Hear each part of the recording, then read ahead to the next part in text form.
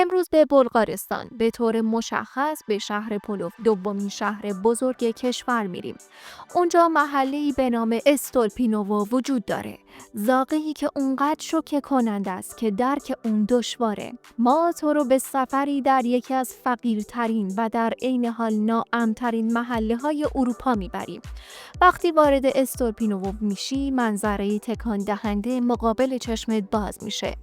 بلوک‌های قدیمی کاملاً ویران شده از پیش ساخته‌ها با نماهایی که از هم می‌ریزن. بوی زباله در هوا موج میزنه و زباله‌ها تقریباً همه جا پراکندن. انگار جنگی اونجا رخ داده و هیچ وقت بازسازی نشده. صبحها اکثر ساکنان زود بیدار میشن تا در زباله‌های خیابون‌های محله و اطراف اون به دنبال چیزی بگردن.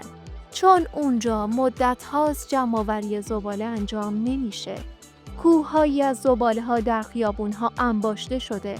مردم امیدوارن مواد قابل فروش برای آهن فروشان یا مراکز جمع‌آوری پیدا کنن تا بتونن با اون پول غذا تهیه کنن.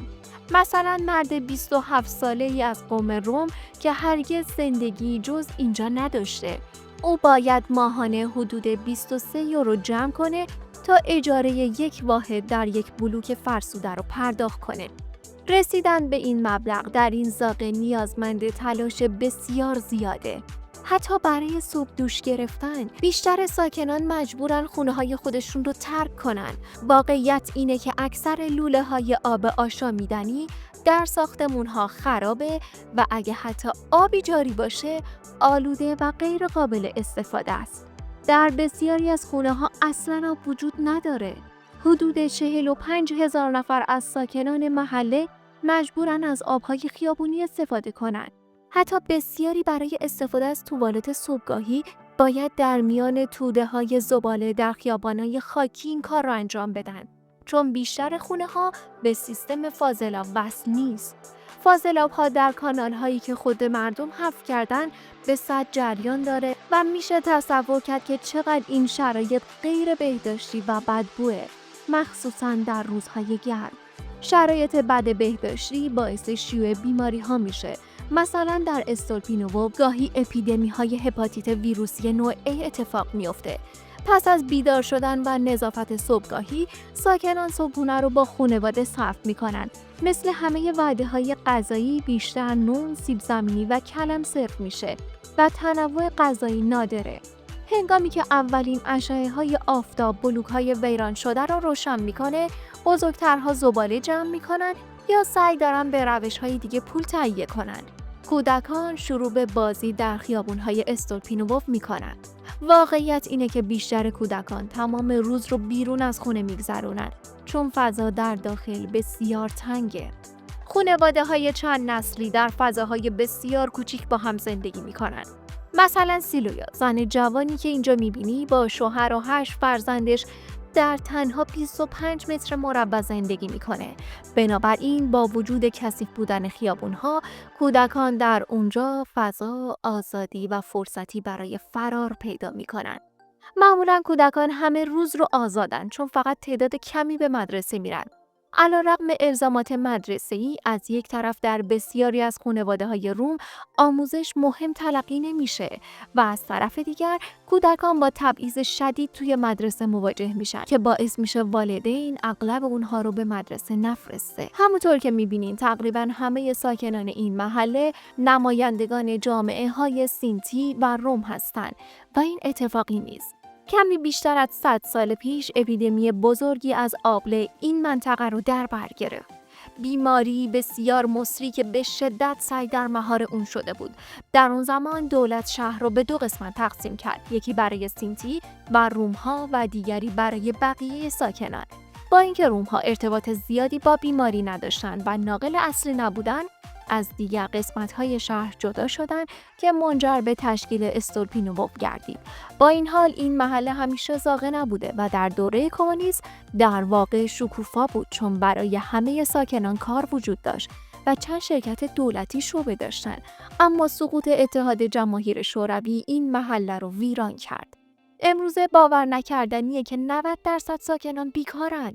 با این حال این فقط ناشی از نگرش‌های اونها نیست. بخش بزرگی از تقصیر به دولت بلغارستان برمیگرده که دهه‌هاست این محله رو کاملا نادیده گرفته.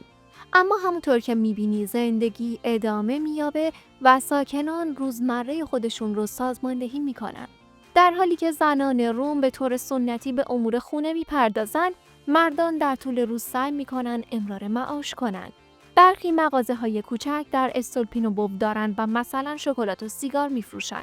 چند نفر با تلاش بسیار تونستن مغازه‌های بزرگتر با محصولات متنوع‌تر مثل این صاحب مغازه‌ای که اینجا می‌بینی بسازن. اونها نسبتاً بهتر عمل می‌کنن. کسایی که کمی پول دارن برای رفت آمد از اسب و گاری استفاده می‌کنن، اما بیشتر مردم مجبورن پیاده برن.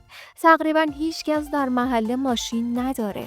بعضیا شانس خودشون رو در خارج کشور امتحان می‌کنن و به کشورهایی مثل آلمان مهاجرت می‌کنن که کار و شرایط بهتری وجود داره. با این حال بیشتر ساکنان به نوعی زندگی در فقر و پذیرفتن. اگرچه همه اینها هولناکه، ساکنان استولپینوبوو تلاش میکنن ناامید نشن و تا حد امکان از زندگی لذت ببرن.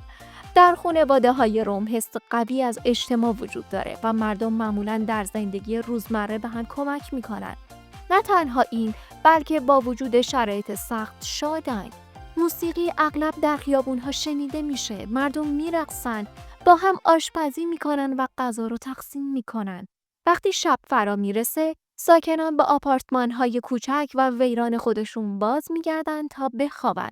اغلب برق و حتی نور الکتریکی هم وجود نداره و تنها به این علت نیست که بسیاری از ساختمان‌های غیرقانونی به شبکه متصل نیستن. در واقع مسئولان زندگی ساکنان رو سخت‌تر میکنن. مثلا در سال 2022 هنگامی که بسیاری از مالکان خونه‌ها صورت حساب برق خودشون رو پرداخت نکردن، شهرداری برق کل استولپینوبوو رو قطع کرد. در نتیجه همه ساکنان، حتی اونایی که صورت حسابشون رو هم پرداخت کرده بودن، تنبیه شدن. بسیاری از سازمان‌های حقوق بشر این مجازات جمعی رو محکوم کردند و دادگاه بعداً تصمیم گرفت که شهرداری حق چنین کاری نداشته. چون این مواردی به وضوح نشون میده روم‌ها در استولپینوبوو تا چه حد از جانب دولت تبعیض جدی متحمل میشن. برای بسیاری از بلغارها و حتی دولت، روم‌ها شهروندان درجه 2 هستند و هیچکس نگرانی نداره که اونها باید در فقر زندگی کنند. اگرچه در بلغارستان کمک‌های اجتماعی وجود داره، اما اغلب به ساکنان استولپینوبوو داده نمیشه. متاسفانه شرایط اینه که زندگی ساکنان این محله به زودی بهبود نخواهد یافت. برای سیاستمداران راحت تره که این محله ها رو به حال خودشون رها کنن. اگه این فیلم در مورد یک روز در فقیرترین شهر اروپا رو دوست داشتی، لایک کن و کانال ما رو سابسکرایب کن.